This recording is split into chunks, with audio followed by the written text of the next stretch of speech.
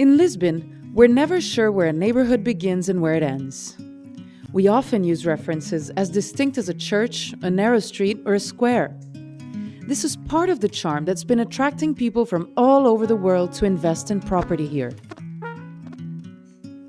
Graça is a good example of this delightful absence of borders that make the Portuguese capital a unique landscape in the world. This area stands on the highest of the 7 hills in Lisbon, just above Alfama and next to the castle of St. George. It's the cherry on top of the sundae, where you have the best views of the Tage River and the colorful houses of Alfama. It's also where the city's purest soul reveals itself in every corner. It's the synthesis of Lisbon that we imagine. You have the trams, the Portuguese tiles, the tiny cobblestone streets, and, of course, breathtaking viewpoints. After all, we are at the highest point of the city. With the recent refurbishment of its main squares, plus the arrival of new residents, and the launch of modern shops and cafes, Graça has gained a contemporary feeling.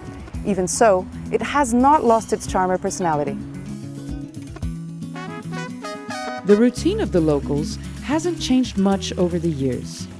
It seems like everything is the way it's always been, which makes the scenery even more irresistible.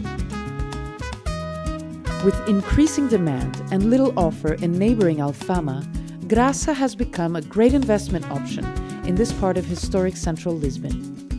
It's an attractive district because it still has quite affordable and attractive prices. And that's what is going to make this so appealing for a younger generation, not only in terms of foreign investment, but also local investment.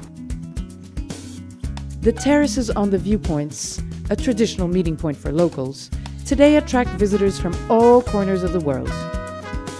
Cosmopolitan and at the same time picturesque, Graça is the faithful portrayal of an ideal world.